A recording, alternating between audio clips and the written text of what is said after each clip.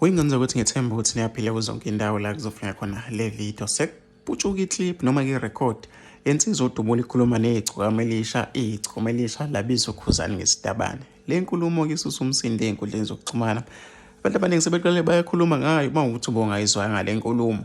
Ake ulibambe nayi voice record. Cha, nawe ngawuthanda ulive wakho mfowethu. Ngiboshiwe wemzala, sengiboshiwe nami. Bangibophele ukuthi ngiboshwe umgodi lapho, ngibophele ukuthi mfowethu akafuni ngikhulume ngawe la ku TikTok. Network weDubule. Uyangizwa mzala?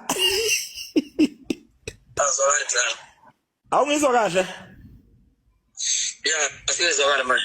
Ngithi sengiboshwe umgodi lapho, ngibophele ukuthi ngikhuluma ngawe lapha ku social media mzala.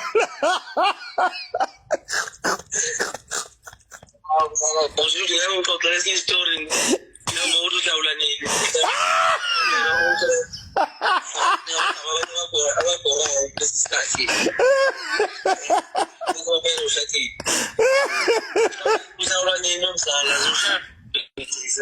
Ngihlawula kuphi manje gazi, uthini manje?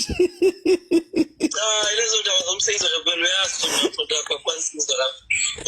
Indaba zomgodi into phela ngazoxolisa ngitabane. Ngiyani nomzala kuwela kwa.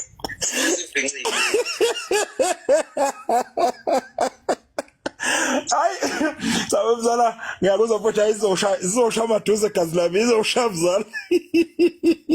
Usibema mfowethu zokuphinqisa sibabhemi masinankinga. Sifika ngisho kuphi. Ikhona isikhepe khona ubhovu. Awusuka mathanda. Hayi wemzala, kulungile gazi lami, kulungile mzala, ngoba ngiyazi ubhizi K. Okay ngane yakwethu. Yazana. Khohlwani bafana, ayikhohlwani bafana. Uyabona manje, nisiqale phansi.